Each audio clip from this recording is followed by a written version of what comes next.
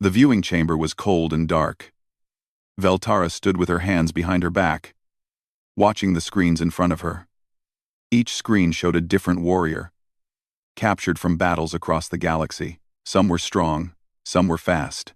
None of them impressed her. She was a commander of the Sindari Empire, and she needed the best. Her honor guard had lost 3 members in the last war. She came to the Galactic Combat Archives to find replacements, warriors who could stand beside her and not shame her name. The archive keeper walked beside her. He was a small creature with too many eyes. "Commander Veltara, we have warriors from 70 species here. Surely one will meet your standards." Veltara said nothing. She watched a Krell warrior tear through metal with his bare claws. Strong, yes, but predictable. She watched a Thone fighter move with incredible speed, striking targets faster than most eyes could follow. Fast. Yes, but no strategy. "What about the humans?" the keeper asked. "We received some new specimens last month." "Humans?" Veltara turned to look at him. "I read the reports. They are weak, small, no natural weapons or armor. Why would I waste my time?" The keeper's eyes blinked in sequence. "The reports say that. But the trainers here have noticed something unusual. When we put them in combat scenarios, they do not fight like other species." Veltara felt a small spark of interest. "Show me." The keeper led her to a different section of the archive. The holding cells here looked newer. Inside one cell, she saw a human male sitting on a metal bench. He was not large compared to most warriors she knew. His skin had no scales or armor. His hands had no claws. He looked soft, breakable. "This one is called Hante," the keeper said. "Former military from Earth. He was captured during a border dispute. He looks fragile," Veltara said. "Yes, all humans do. But watch." The keeper pressed buttons on his control panel. The cell wall became transparent. Another wall opened, and 3 Krell shock troops entered. They were fully armed with electric staffs. The human stood up slowly. He wore no armor and carried no weapons. "This is not fair," Veltara said. 3 armed Krell against 1 unarmed human? He will die. "Just watch," the keeper said. The first Krell rushed forward, staff raised high. Tay did not run. He did not freeze. He stepped to the side at the last moment, grabbed the Krell's arm, and twisted. The movement was so fast and precise that Veltara almost missed it. The Krell's arm bent at an angle that made her wince. The creature screamed and dropped its weapon. The second Krell came from behind. But Tay somehow knew. He dropped low, swept his leg, and the massive Krell crashed to the ground. Before it could rise, Tay grabbed its staff and drove the end into a gap in its armor at the neck. Not hard enough to kill, but enough to stun. The third Krell hesitated. That was its mistake. Tay threw the staff like a spear, hitting the creature in the face. While it stumbled backward, Tay ran forward. He jumped, wrapped his legs around the Krell's thick neck, and twisted his whole body. The physics should not have worked. The Krell was 3 times his mass. But the human used momentum and leverage. And the Krell went down hard. Tay stood in the center of the cell, breathing hard but ready. All 3 Krell lay on the ground, defeated. The human had not received a single hit. Veltara stared at the screen. Her hearts were beating faster. "Play it again," she said quietly. The keeper replayed the footage. Veltara watched every movement. The way Tay used angles instead of strength. The way he struck at weak points with perfect accuracy. The way his eyes tracked everything, calculating and adapting. But most of all, she saw something in his expression. A controlled fury. A fire that burned cold and focused. "What is this fighting style?" she asked. "The humans have many fighting styles," the keeper said. "They have been fighting each other for thousands of years on their planet. They developed hundreds of different ways to hurt and kill without weapons. They call some of these styles judo, karate, boxing, wrestling. This human knows several." Veltara watched the replay a third time. The Krell are fierce warriors. How did he defeat them so easily? That is what puzzles us, the Keeper admitted. By every physical measurement, humans are inferior. But they have something we have not cataloged properly. They call it technique. They use their minds to overcome stronger opponents. They adapt in the middle of combat. And they have this intensity. Even when hurt, they keep fighting. Some of our researchers think humans do not feel pain the same way others do. They feel pain, Veltara said. She could see it in Tay's face on the screen. They just choose to ignore it. She watched the footage 2 more times. Each time, she noticed new details. The way Tay positioned his feet, the way he breathed, the way he made every movement count for maximum effect. This was not just fighting. This was art. This was science. This was war refined over countless generations. In another cell visible on the screens, another human sat reading. The Keeper pointed. That one is called Ryu. He was a pilot. They share a cell and talk often. Veltara barely heard him. Her mind was racing. The Sindari prided themselves on being the greatest warriors in the galaxy. They had strength, speed, and honor. But watching this human fight, she realized they had missed something important. They had never needed to develop technique like this because they were naturally powerful. Humans had no choice. They had to become masters of efficiency or die. I want all records on the humans, Veltara said. Combat footage, interrogation files, medical reports, everything. The Keeper looked surprised. All of them? Commander. We have 37 human prisoners across the archive network. All of them, she repeated. Then she looked at the screen showing Tay one more time. He had sat back down on his bench. His hands were bruised but steady. His eyes stared at nothing, but she could tell his mind was active. Something stirred in Veltara's chest. Respect, curiosity, and something else she could not name yet. She leaned closer to the screen and whispered to herself, words that would change everything. That warrior belongs with me. Her aide, standing quietly behind her, heard the whisper. Commander? Veltara straightened. Prepare a request to the Archive Council. I want to acquire this human for my personal forces. A human, Commander? The Council will question this choice. Let them question, Veltara said. I know what I saw. This is not weakness. This is strength. Wearing a different face, she took one last look at the screen before leaving the viewing chamber. Han Tay sat in his cell, unaware that his life was about to change, unaware that a Sindari commander had just decided his fate, and unaware that he had shown the galaxy something it had never seen before. Humanity's fury, controlled and precise, wrapped in flesh that refused to break. Veltara walked out with purpose in her stride. She had much to learn about these humans, and she had a feeling that the galaxy would learn about them too, whether it was ready or not. Veltara had not slept properly in 3 weeks. Her quarters were filled with data screens, all showing different aspects of human warfare. Battle footage from Earth's history played on loop. Reports from xenobiologists covered her desk.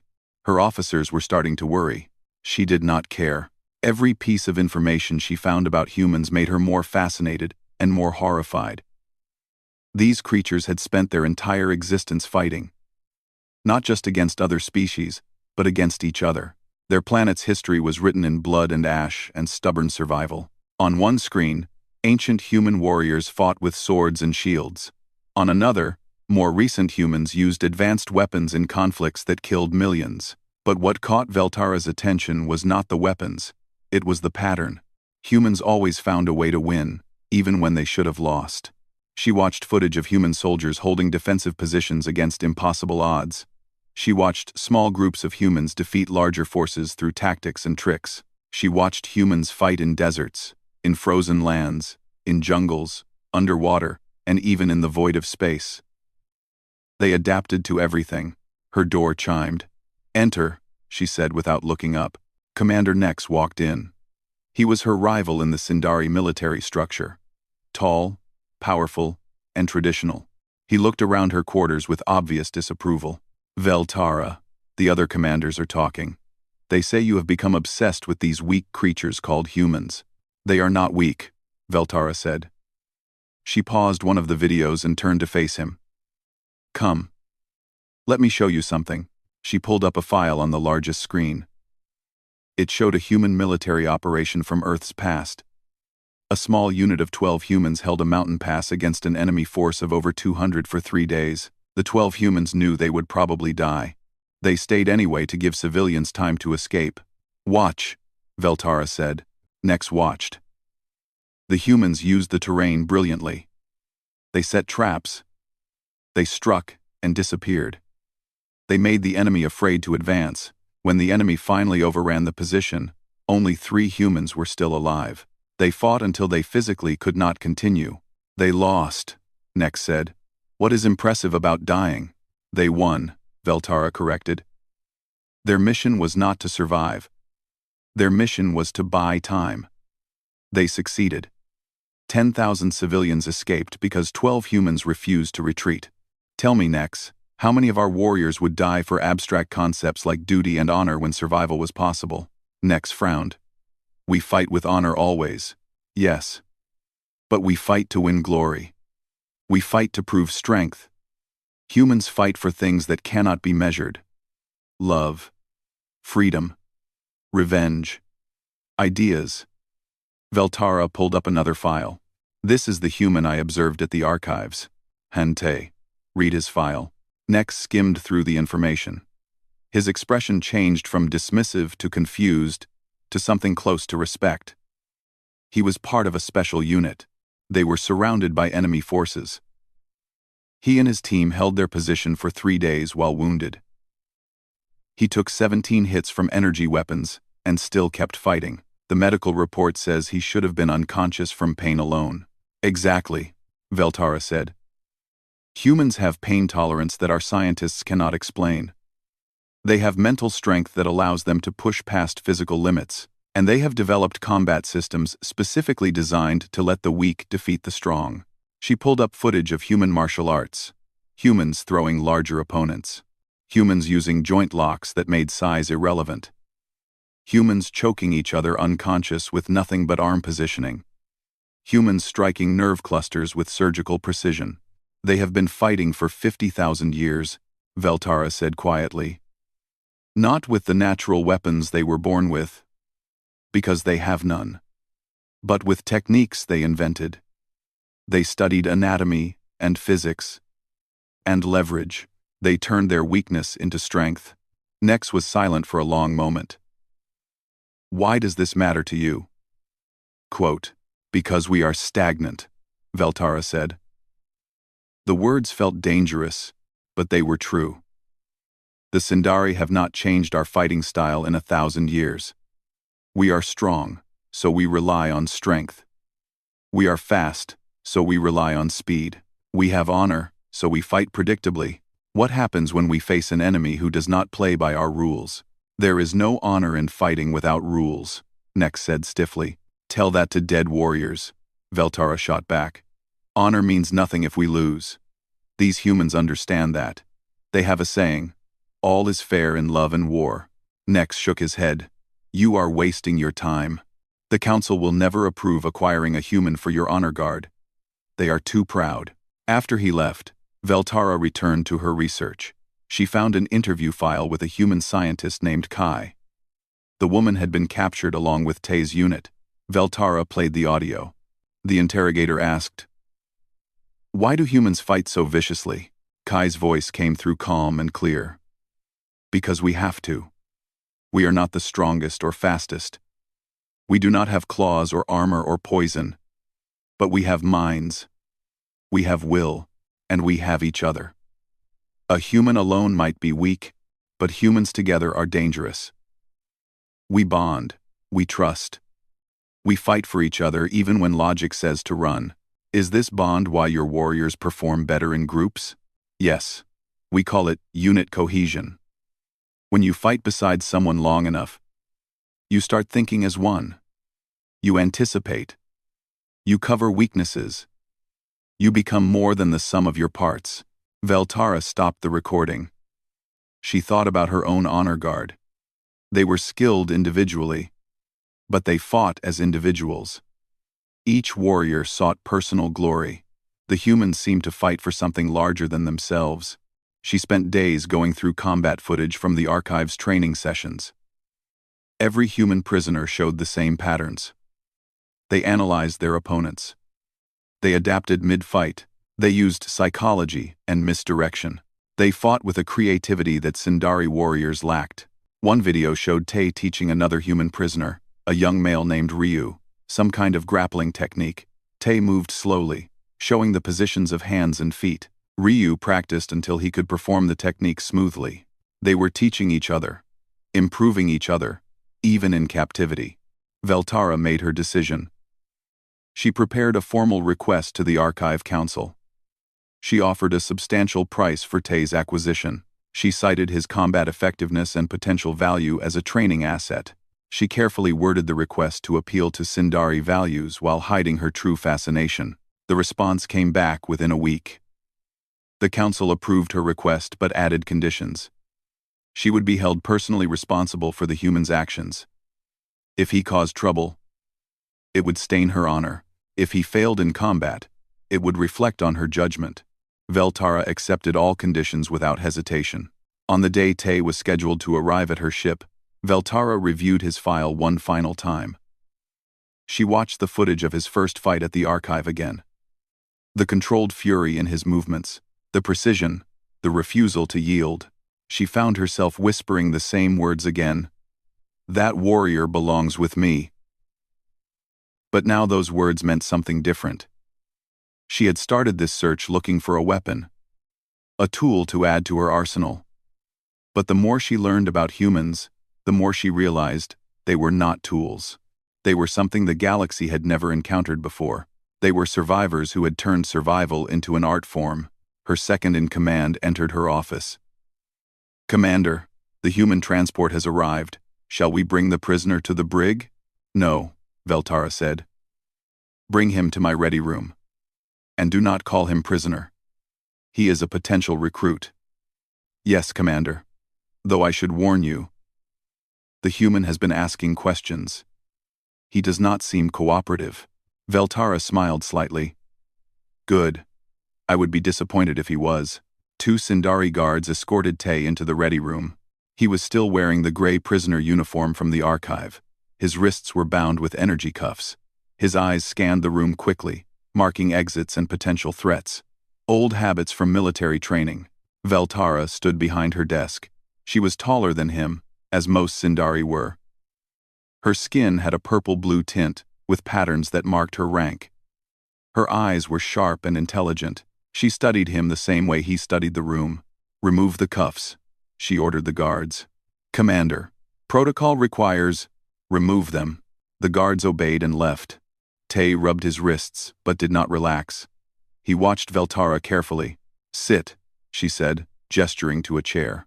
"I'll stand. As you wish. I am Commander Veltara of the Sindari Empire. I purchased your contract from the archive." "Purchased," Tay repeated. The word tasted bitter. "So I went from prisoner to property. Is that supposed to be better?" Tay repeated. "It can be," Veltara said. She walked around the desk. "I watched you fight at the archive. You defeated 3 Krell shock troops without weapons. Impressive. They were slow. They were trained warriors. You made them look slow. That takes skill." She leaned against the desk. "I want you to join my honor guard. You would fight beside the best warriors in the Sindari Empire. You would have freedom of movement on my ship. You would have purpose." Tay's laugh was sharp and humorless. "Purpose? Serving aliens who caged me like an animal? No thanks. What do you want then?" "To go home. To Earth." "To Earth." Veltara shook her head. "Earth is under Galactic Council quarantine. No contact is permitted for another 10 years. This is standard procedure for newly discovered worlds. Your planet must prove it can handle galactic contact responsibly." 10 years? Tay's hands curled into fists. You're telling me I can't go home for 10 years? Not through official channels, no. But I have influence. If you serve well, I can use that influence to find ways to circumvent the quarantine. I can get you home. If I serve. If I fight for you. If I become your weapon. Tay shook his head. I already served. I already fought. That's how I ended up here. I'm done fighting other people's wars. This is not my war alone. The Sindari protect this entire sector from the Hashak Collective. They are brutal and expanding. Without us, billions would suffer. Not my problem. Veltara felt frustration rising. She had expected resistance, but not outright refusal. She had studied him, learned about him, respected him. Why could he not see the opportunity she was offering? You are a warrior, she said. I watched you fight. That is what you are. Would you rather waste away in a cell? I'm a soldier. There's a difference. Soldiers fight for a cause they believe in. I don't believe in yours. They stared at each other in silence. Veltara made a decision. If respect and opportunity would not convince him, perhaps tradition would. The Sindari have a custom, she said. Trial by combat. If you can defeat my current honor guard champion, I will use all my influence to send you home immediately. I will petition the council personally. If you lose, you join my forces. One fight. Your freedom against your service. Tay narrowed his eyes. And if I say no to that too? Then you go back to the archive. To a cell. Forever. Veltara kept her voice level. At least this way, you have a chance. Tay was quiet for a long moment.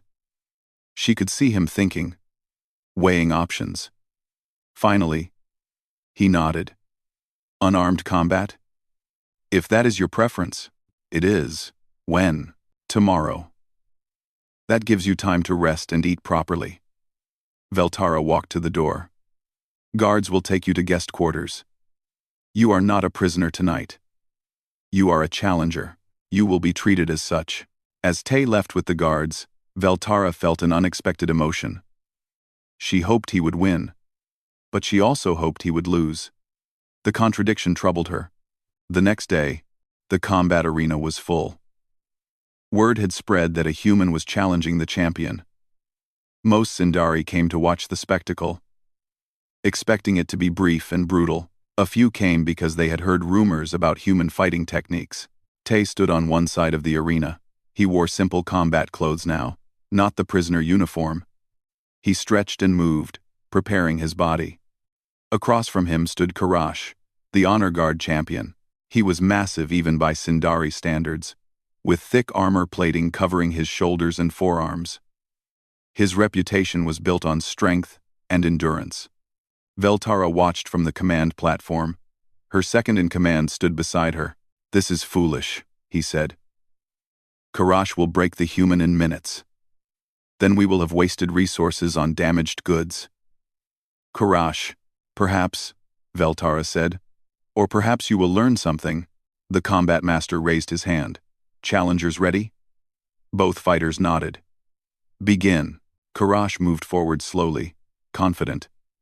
He had seen the human and judged him small and weak. Tay circled, watching.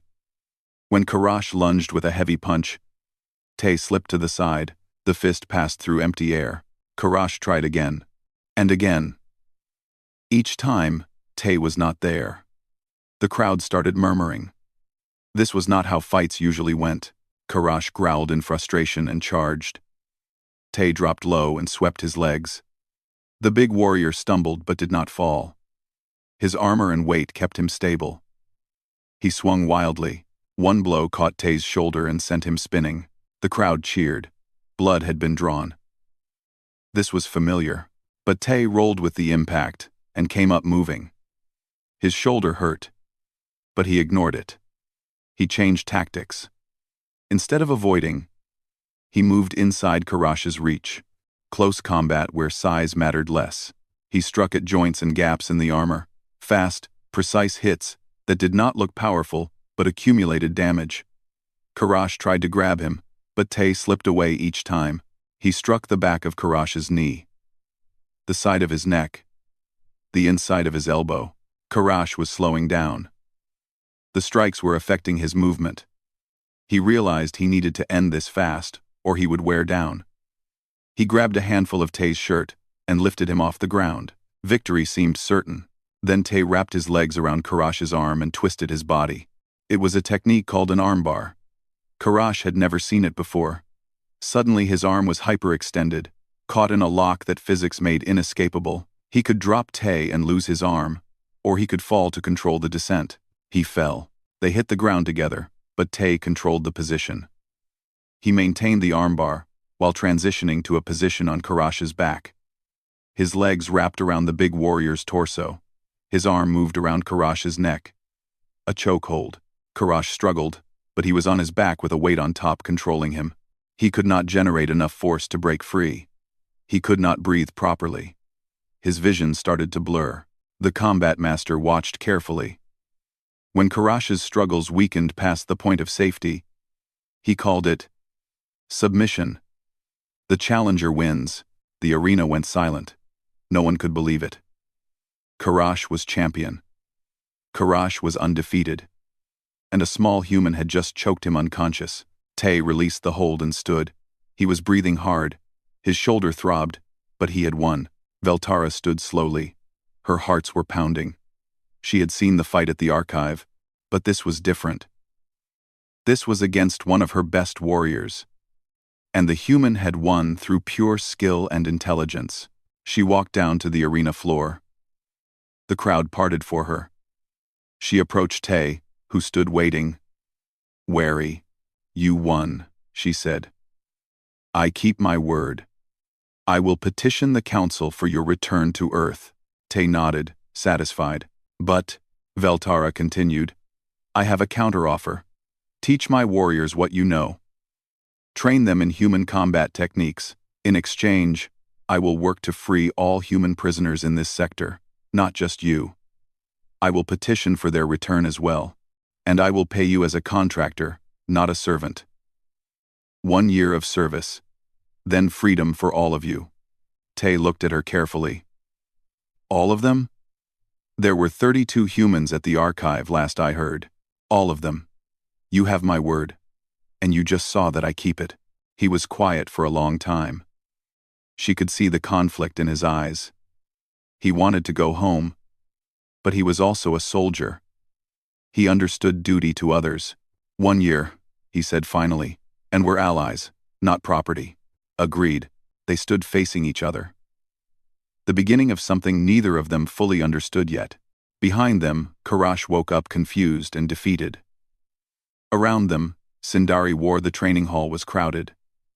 20 Sindari warriors stood in formation, watching Tay with a mixture of curiosity and skepticism. They had all heard about Karash's defeat. Some wanted to learn. Others wanted to prove it was luck. Tay stood at the front with his arms crossed.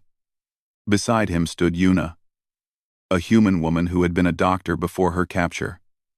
She was helping him teach because Sindari biology was different from human biology. What worked on humans might not work on them. "Fighting is not about strength," Tay began. "It is about leverage, timing, and understanding anatomy. Every creature has weak points, joints that bend only one way, nerve clusters that cause pain, balance points that can be exploited. Your job is to learn these points and use them." One Sindari warrior stepped forward. His name was Dax. He was young and proud. "You beat Karash with tricks. That is not real fighting." "You're right," Tay said calmly. "It was not real fighting. Real fighting is messy and desperate. That was controlled combat with rules. Real fighting is worse. Then show us real fighting." "No." Tay shook his head. "Real fighting means someone gets permanently hurt or killed. We are training, not trying to destroy each other. But I can show you effective techniques." He gestured for Dax to approach. "Attack me, full strength." Dax grinned and charged. He was fast and powerful. His fist came at Tay's head like a hammer. Tay stepped to the side, grabbed Dax's wrist and elbow, and used the warrior's own momentum to throw him to the ground. It happened in less than 2 seconds. Dax lay on his back, stunned. The other warriors murmured. "Leverage," Tay said, helping Dax up. "I did not stop your force. I redirected it. You did the work. I just guided where it went." Again, they repeated the technique slowly. Tay showed where to grip, how to turn the hips, where to place the feet. Dax started to understand. When they did it at full speed again, Dax knew what was happening but still could not prevent it. "This is frustrating," Dax admitted. "Good. Frustration means you are learning." Tay turned to the rest of the group. "Partner up. Practice this throw 50 times each side. Yuna and I will move around to help." The training sessions continued for weeks. Slowly, the Sindari warriors began to change their thinking. They learned that fighting was not just about overpowering an opponent, it was about finding weaknesses and exploiting them. They learned techniques they never knew existed.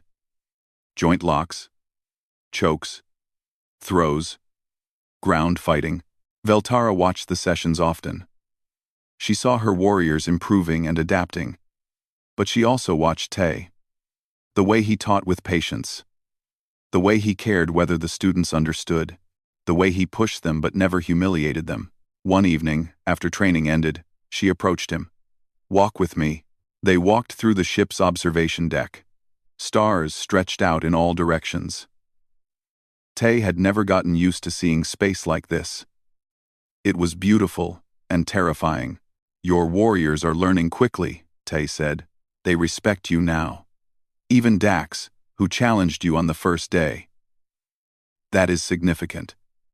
Sindari do not give respect easily. They're good students. They just needed to learn that different does not mean wrong. Veltara stopped at a viewport. "I want to ask you something personal. Why did you really agree to stay? You could have gone home." Tay was quiet for a moment. "There were 32 humans at the archive. If I left alone, they would still be there. I could not do that. Soldiers do not leave people behind. Even strangers? We are all human. That makes us family." Veltara found this concept fascinating. Sindari do not think this way. "We have families, yes, but loyalty is earned through combat and honor. You humans seem to have automatic loyalty to each other." "Not automatic. But we know what it is like to be alone against something bigger and stronger. When you are the underdog, you learn to stick together."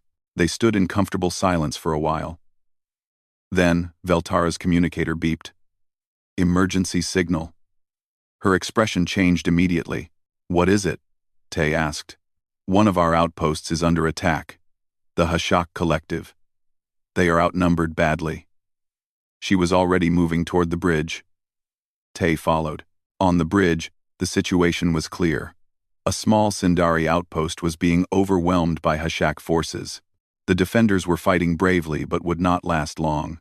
"Prepare a rescue force," Veltara ordered. "Fastest ship, maximum combat load." "Commander," her second officer said, "the Hashak have superior numbers. A rescue mission could fail. Then we make sure it does not fail." She turned to Tay. "I know our agreement does not include combat. But I'm going," Tay interrupted. "Let me bring some of the other humans too. The ones I have been training in secret." Veltara looked surprised. "You have been training other humans? Did you think I would not? We need to stay sharp. And I had a feeling we might be needed." She made a decision. "Bring them. We leave in 10 minutes." The rescue ship dropped into the combat zone fast. The outpost was surrounded. Hashak forces were advancing on multiple sides. The Sindari defenders were holding the main gate but taking heavy casualties. Veltara's forces landed hard and immediately engaged. The fighting was fierce. Sindari warriors fought with honor and strength, but the Hashak had numbers. The battle was not going well. Then Tay and 5 other humans entered the fight. They did not fight like the Sindari. They used cover. They moved in teams. They struck from unexpected angles. They targeted commanders and communication equipment. They used psychological tactics, making noise in one area to draw enemies while attacking from another. The Hashak were confused. They had fought Sindari before and knew what to expect. These new fighters were different, unpredictable, dangerous. Yuna, the doctor, fought alongside Tay. Despite her medical background, she moved with efficiency, using her knowledge of anatomy to target weak points. Another human, a young man named June, used the terrain brilliantly, turning rocks and debris into weapons. Veltara fought near the front, leading her warriors. She saw the humans working together like a single organism. She understood now what the files meant by unit cohesion. They covered each other, communicated with gestures, and moved as one. The tide of battle began to shift. The HFY advance slowed. Confusion spread through their ranks.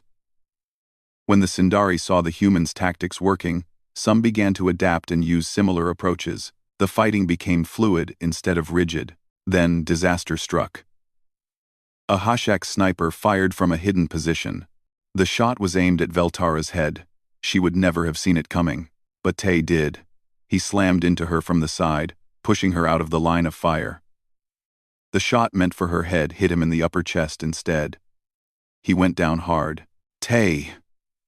Veltara dropped beside him. The wound was serious. Blood was spreading fast. "I'm fine," he grunted, but his face was pale. "Get that sniper." Veltara's vision went red. She stood and pointed. Two of her warriors took off in the direction of the sniper. She heard the brief sound of combat. Then silence. The sniper was dealt with, but Tay was still bleeding. Yuna appeared beside them, medical kit already open. "I need to stabilize him now. Cover us." Veltara stood guard while Yuna worked. The battle continued around them, but the HFY were retreating now. They had not expected this level of resistance. "Why did you do that?" Veltara asked quietly, watching Yuna seal the wound. Tay's eyes were half closed, but he managed a small smile. "You would have done the same for me. I am not sure I would have been fast enough. Then I guess humans are good for something after all." The battle ended with a Sindari victory. The outpost was saved. The HFY forces retreated. But the cost had been high. Several Sindari warriors were injured, and Tay was seriously wounded. In the medical bay later, Veltara sat beside Tay's bed. He was unconscious now, heavily medicated.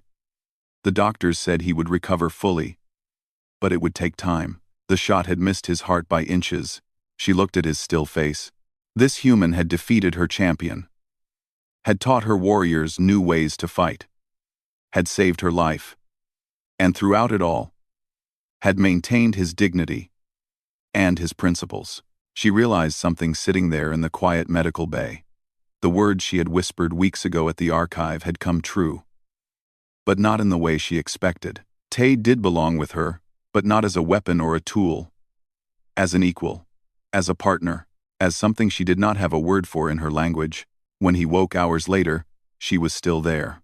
"You stayed," he said, his voice rough. "Of course. You saved my life. Sindari honor demands I acknowledge that debt. It's not a debt. It is what you do for people you." Their eyes met. Understanding passed between them without words. Two warriors from different worlds, finding common ground in the space between combat and peace. "Rest," Veltara said softly. "We will talk more when you are healed." "Looking forward to it, Commander." As she left the medical bay, she felt something shift in her heart.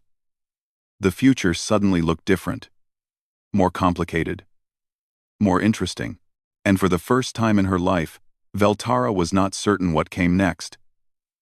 But she found she did not mind the uncertainty, not if it meant learning more about this stubborn, brave, impossible human who had somehow become important to her. Ryers whispered about the human who fought like nothing they had ever seen. Tay's recovery took 3 weeks. During that time, Veltara kept her promise. She worked with the Galactic Council, filed petitions, and used every bit of her influence. One by one, human prisoners across the sector were freed and brought to her ship. By the end of the month, all 32 humans were together again. They gathered in the ship's common area, a space Veltara had converted for their use. Tay stood at the front, still moving carefully because of his healing wound. The humans looked at him with hope and questions. A woman named Hana spoke first. She had been a squad leader in her unit, captured during the same conflict as Tay. Is it true? We are really free to go home? Yes, Tay said. Commander Veltara has arranged transport. A ship will take us to Earth in 2 days. The Galactic Council is making an exception to the quarantine for returning prisoners. The room erupted in cheers and relief. People hugged each other. Some cried. After months or years of captivity, they were going home. But Hana was watching Tay's face carefully. You do not look happy about it. Tay was quiet for a moment. I am happy you all get to go home. You deserve that. But things are changing here. The Sindari have started to see humans differently. Not as weak creatures, but as potential allies. If we leave now, that progress might stop. Earth will eventually join the galaxy. When that happens, it would help if we already had friends out here. Another human, a man named Jin, who had been a pilot, spoke up. Are you saying we should stay? I am saying it is your choice. I will not tell anyone what to do. But I think we have an opportunity here. A chance to shape how the galaxy sees humanity. We could go home and wait for Earth to figure this out in 10 years. Or we could stay and make sure Earth has allies when that time comes. Hana crossed her arms. That is a big responsibility to put on us. We have families on Earth. Lives that were interrupted. I know. That is why it has to be a choice, not an order. I will respect whatever each of you decides. They talked for hours. Some humans wanted to go home immediately. They had been away too long and needed to see their families. Others were intrigued by the idea of staying. A few were uncertain. Finally, they voted. Out of 32 humans, 18 chose to stay. 14 chose to go home. It was a split that hurt Tay's heart. But he understood both sides. Later that night, Veltara found him on the observation deck. He was staring at the stars, lost in thought. I heard about the vote, she said. 18 stay, 14 go. I cannot blame the ones who leave. Can I ask which choice you made? Tay did not answer immediately. I told them I would respect their choices. But I did not tell them mine yet. Why not? Because I am still deciding. He turned to look at her. If I stay, what happens after the year I promised? Do I become permanent crew? Do I eventually go home? What is the long-term plan? Veltara moved to stand beside him. I do not have a plan. This situation is unprecedented. A human training Sindari warriors. Humans and Sindari fighting together. The council is watching to see what happens. And what do you want to happen? She met his eyes. I want you to stay. Not because I need a trainer or a warrior. But because... She struggled with the words. Because I have learned much from you. About fighting differently. About loyalty. About seeing strength in unexpected places. And I find I enjoy your company. Veltara, Tay said softly. You know this is complicated. I am human. You are Sindari. Our species barely know each other. I know. But when has difficulty ever stopped humans from doing something? He laughed, and the sound was warm. Fair point. They stood in silence for a while. The stars seemed brighter somehow. I am afraid, Veltara admitted. The Sindari High Council has noticed the success of the human integration. They want to expand the program across the entire empire. They have ordered me to keep all humans here by force if necessary. Tay's expression hardened. You will not do that. No, I will not. I told them that humans serve by choice, not by force. That forcing them would destroy everything we have built. They were not happy with my answer. Will they punish you? Possibly. I am risking my position and my honor by refusing a direct order. But it is the right thing to do. You taught me that. Honor is not just following rules. It is doing what is right, even when it is hard. Tay reached out and took her hand. The gesture was simple but significant. She looked at their joined hands. So different in size and color, yet fitting together naturally. I will stay, he said. Not for the year I promised, longer. As long as I can help build something good here. But I need you to promise me something. Anything. Promise that the humans who want to leave can leave. Promise that those who stay will be treated as equals, not tools. And promise that you will work toward a real alliance between Earth and the Sindari Empire. I promise all of that. On my honor. 2 days later, the transport ship departed with the 14 humans who chose to go home. Tay stood with Veltara and the 18 who remained, watching the ship disappear into faster-than-light travel. They will tell Earth about us, Hana said. About what we are doing here. Good, Tay replied. Earth should know that humans are already out here making connections. The weeks that followed were busy. The humans who stayed became official members of Veltara's forces, but not as servants or soldiers. They were designated as cultural liaisons and combat instructors. The Sindari High Council grudgingly approved the arrangement after seeing the combat effectiveness improvements. Tay worked closely with Veltara to develop a proposal for the Galactic Council, a formal alliance between Earth and the Sindari Empire. It was unprecedented for an uncontacted world to have an ally before joining the galactic community. But Tay argued that humanity had already made contact through capture and conflict. Better to make that contact official and beneficial. The proposal included human combat training in exchange for Sindari technology and protection. It included cultural exchange programs. It included a pathway for Earth to join the galactic community earlier than the normal quarantine period, with the Sindari vouching for humanity's readiness. The night before they were scheduled to present the proposal to the Galactic Council, Tay and Veltara sat together in her quarters. The presentation was loaded on data pads, ready to go. They had practiced their speeches. Everything was prepared. Are you nervous? Veltara asked. Terrified, Tay admitted. I am not a diplomat. I am a soldier. Talking to a council of galactic leaders is not something my training covered. You will do well. You speak with honesty and passion. That matters more than diplomatic language. I hope you are right. A lot depends on this. He looked at her. If this fails, Earth stays isolated. The humans here might be the only bridge between our species for a decade. It will not fail. I will not allow it to fail. Veltara's voice was firm. I have seen what humans and Sindari can accomplish together. The Council will see it too. The next day, they stood before the Galactic Council, in a massive chamber, designed to hold representatives from hundreds of species. Tay felt small and out of place, but he stood straight and confident. Veltara stood beside him, her presence reassuring. The council members listened as they presented their proposal.